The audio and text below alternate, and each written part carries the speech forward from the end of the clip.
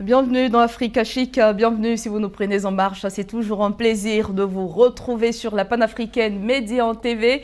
Aujourd'hui, nous nous intéressons à la toile de jute, une matière utilisée depuis la nuit des temps, notamment pour le transport des denrées. Elle a refait son grand retour dans notre quotidien.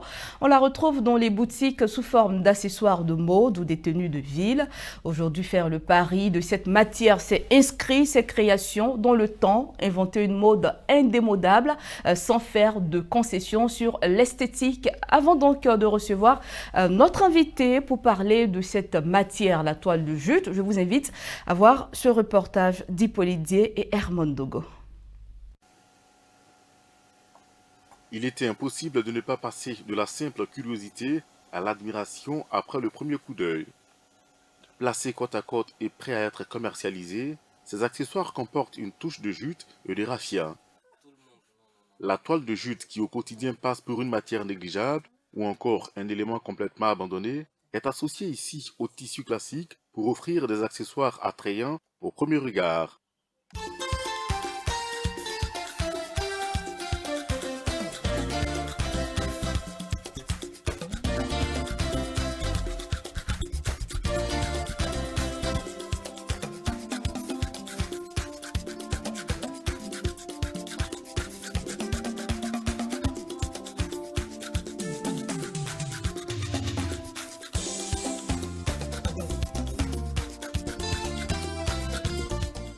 Une légèreté de motifs qui séduit.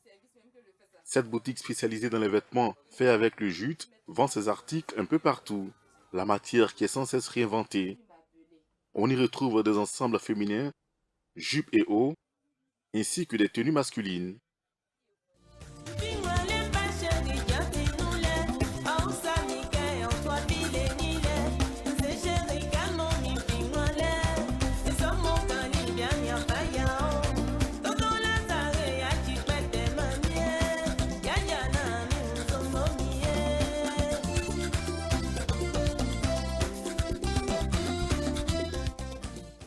Quand les clients arrivent, ils ne s'attendent pas à avoir la toile de jute sur des robes. Tout ce qu'ils voient, c'est par exemple soit ils ont leur modèle, ou bien soit eux-mêmes, ils veulent qu'on leur propose des modèles. Mais une fois exposés, ils voient l'originalité et en même temps, ça les intéresse. C'est ce qui fait notre particularité. Nous l'utilisons sous tout type de pagne wax, de tissu, de lait. Autrefois utilisés comme contenants, dont la destination finale pour certains était des poubelles, les sacs en toile de jute peuvent enfin se vanter d'avoir une longue existence.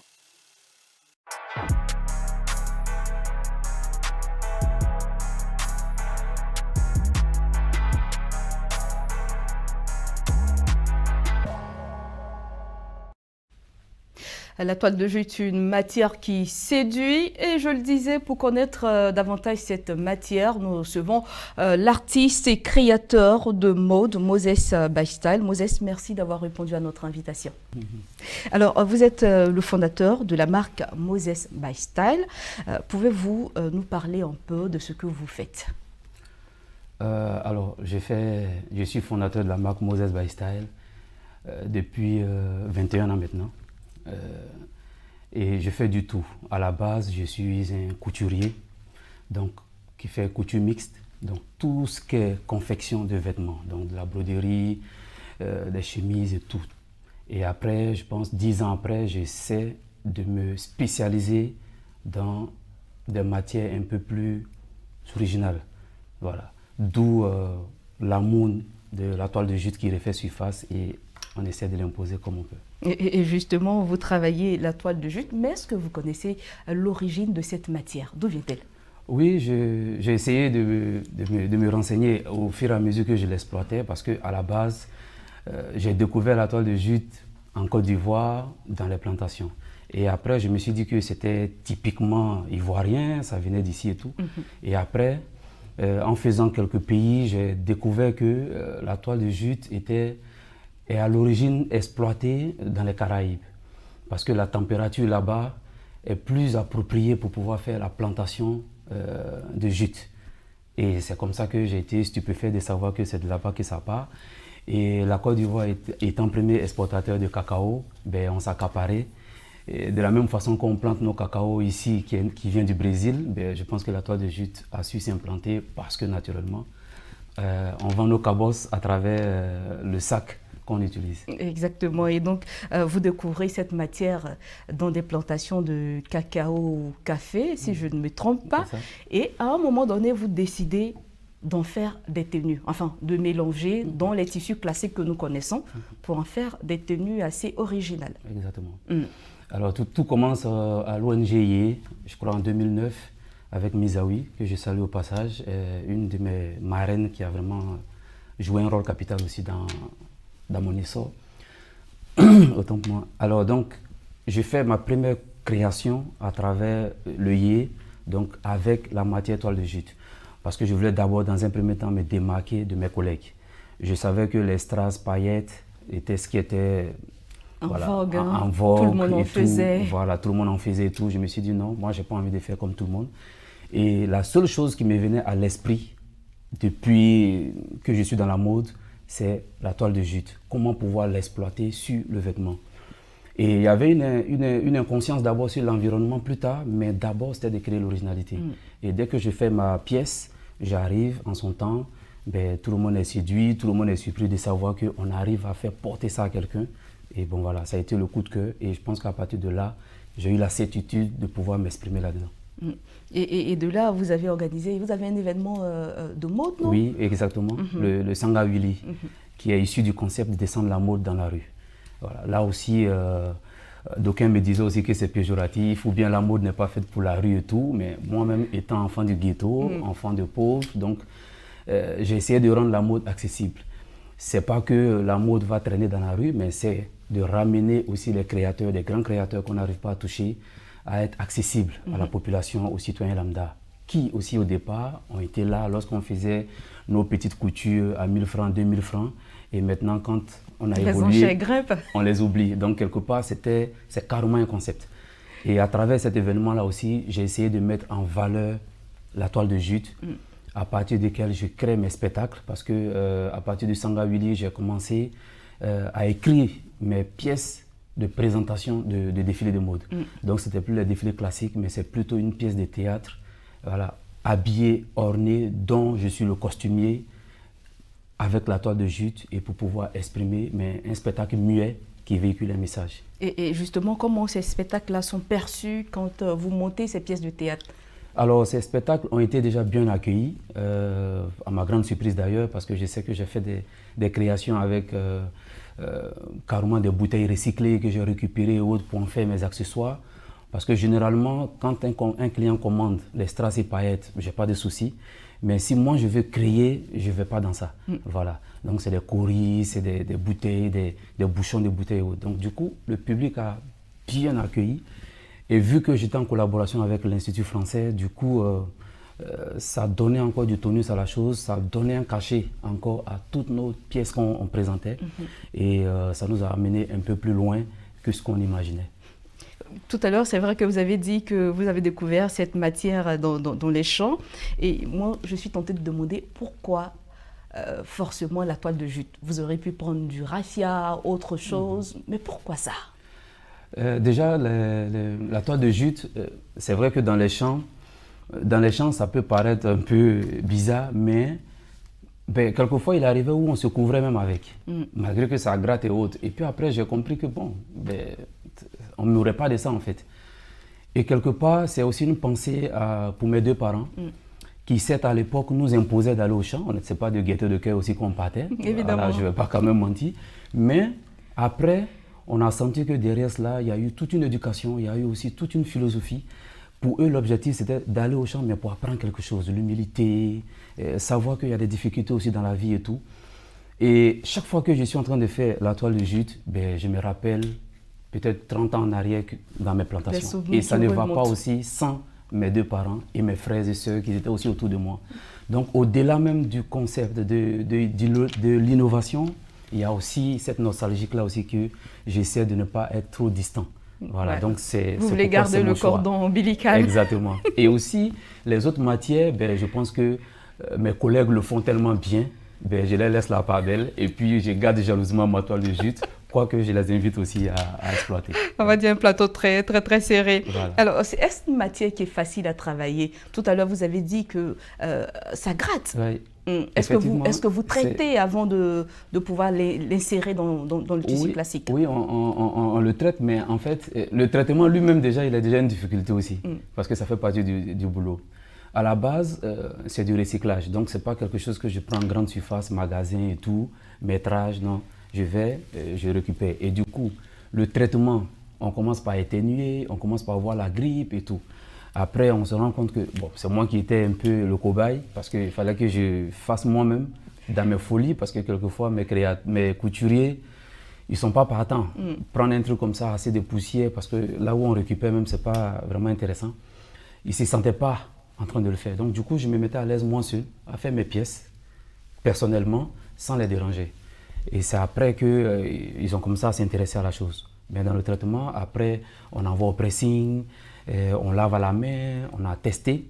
Ce qui est intéressant, c'est que c'est bio. Du coup, quand on lave du kaki, sur peut-être 2 ans, si vous lavez régulièrement, il devient un peu beige. Donc du coup, il se bonifie encore plus, mais il ne se dégrade pas. Et ça, c'est quelque chose que j'ai découvert au fur et à mesure que j'exploitais. Parce que moi-même, je faisais mes tenues en toile de jute. Je me disais que bon, qui mieux que moi pour les mettre en valeur? Voilà. Et je me souviens que, par exemple, à Pretoria ou bien à Johannesburg, des gens m'arrêtaient pour me demander c'était quoi la matière.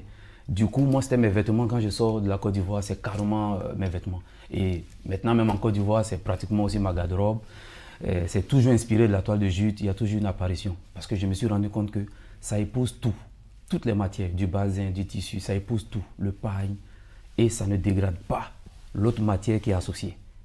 Du coup, c'est vraiment biodégradable. Ah, parce que là, vous portez du basan et avec une petite touche de toile de jute. Là, ça ne gratte pas. Hein? Non, ça ne gratte pas parce que déjà, le contact même, il y a le paille, mais en même temps, nous, quand on finit de traiter ou autre, ben, ça ne gratte plus. Jusqu'à ce que ce soit livré au client, ça ne gratte plus.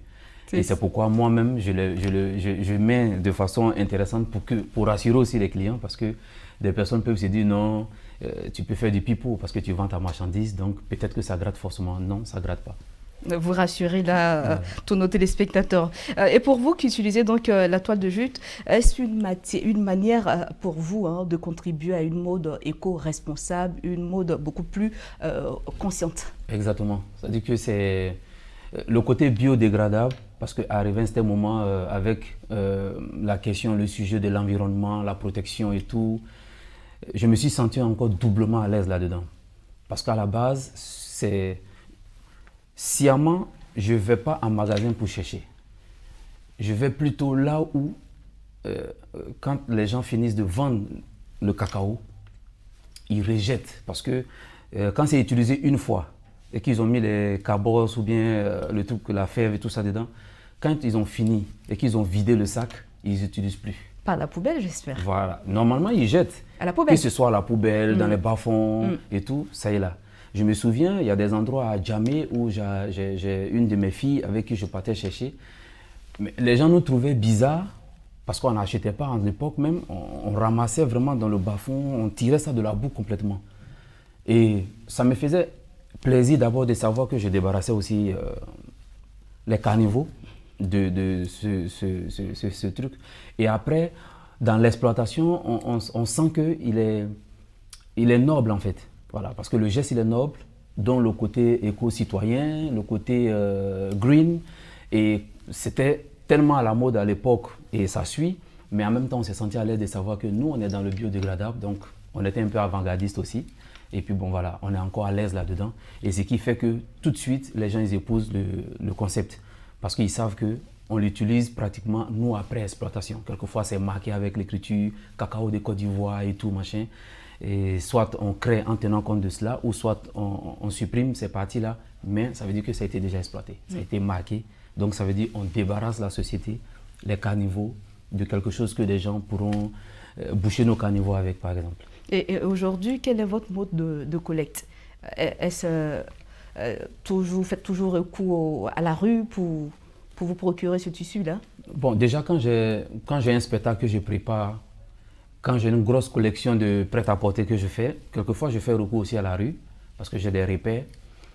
Et au fur et à mesure que je cherchais, j'ai des volontaires quand même qui m'ont dit « Ah, mon vieux père, si tu veux, il y a des endroits où on peut t'indiquer. Avant qu'ils viennent jeter ici, tu anticipes. » Donc, ils m'ont situé sur des endroits. Donc, quelquefois, je suis même là en train d'attendre qu'ils finissent de vider le sac, stock. le stock. Et puis, moi, je récupère directement, moyennant quelque chose à celui qui vend. Voilà. Donc, du coup, j'ai aussi commencé à trouver des circuits. Voilà. Et ça me facilite un peu plus la tâche, au lieu d'aller tout le temps fouiller et tout. Et voilà.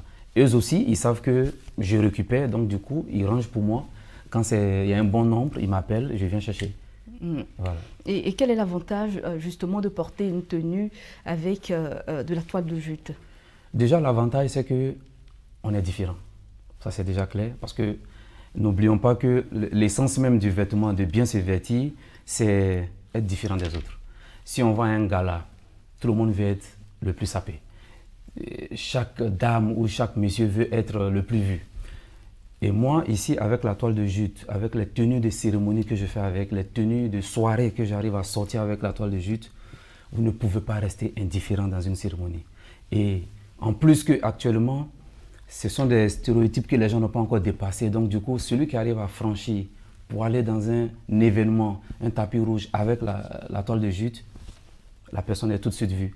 Et ça en témoigne tous ceux qui ont déjà pris les vêtements chez moi pour des cérémonies. On a eu des retours extraordinaires. Voilà, parce que c'est quelque chose que les gens ils n'osent pas, ils sont un peu bloqués, mais celui qui ose, il a la une. Finalement, on l'envie, mais sans vouloir être courageux. Mais est-ce qu'il y a des garanties avec ces tenues-là? Oui. Après, la matière ne se dégrade pas, vous Non, laissez pas le du tissu tout. classique? Non, pas du tout, pas du tout, et ça ne se dégrade pas. La preuve en est que moi-même, j'utilise. Donc du coup, je maîtrise mieux la chose. Voilà. Donc ça ne se dégrade pas. Et comme je le dis, même si ça doit perdre la couleur kaki d'origine, ça devient un beige foncé. Et là encore, ça devient encore plus intéressant. Voilà. Je tiens encore à préciser cela parce que ça se bonifie et le tissu devient encore plus doux. La jute devient encore plus douce. Voilà. Et moi, j'étais agréablement surpris de savoir que ça partait du brut comme ça à cette étape-là et ça devenait encore plus intéressant. Et on le sait, hein, cette matière, je parle de la toile de jute, a des qualités indéniables, dont celle que vous venez de citer. Mais selon vous, est-ce que les créateurs de mode ont tout intérêt à se pencher vers ce matériau? Oui, moi je dirais oui. Mais maintenant, comme on est dans la création, c'est la diversité. Donc on ne va pas forcément blâmer ou bien en vouloir à ceux qui ne voulaient pas bien s'intéresser à la chose. Mais je pense qu'il y a tout un intérêt. Parce que, je ne sais pas si c'est parce que je suis trop fan du produit, mais... Parce qu'il est respectueux de la nature. Déjà, il est respectueux de la nature, partout où ça passe et que vous parlez de cela, vous parlez de comment est-ce qu'on récupère, vous êtes mieux vu parce que déjà vous êtes conscient de l'environnement et vous en prenez soin. Ça, c'est déjà très intéressant. Deuxièmement, c'est la couleur qui épouse tout. Moi, je ne pouvais pas imaginer que le kaki, dit comme ça, imaginez le kaki sur du bleu, sur du noir et autres. Voilà, ça paraît un peu fou. Mais après, quand on pose la jute dessus, il y a quelque chose d'original dessus. Et ce qui fait que, pour moi, ça devient facile à manipuler. Difficilement à imposer aux citoyens ou à imposer à toute personne, mais facile aussi à manipuler. Et du coup, les gens commencent à adhérer à travers l'originalité que tu en fais. Comment est-ce que tu arrives à donner le produit fini? Mais est-ce que les tenues sont faciles à entretenir? Oui, les tenues sont faciles à entretenir. Il n'y a vraiment pas de risque là-dedans. Pour ranger dans le placard, il n'y a pas de risque. Ça se lave au pressing comme à la main. D'ailleurs, même ça se lave encore plus mieux à la main même qu'au pressing. Donc du coup, c'est plus économique. Voilà. Donc il est dans son sens de biodégradable. Et voilà. Donc je pense que si les couturiers aussi basculent vers ça, je pense qu'ils vont encore apporter une touche à la mode.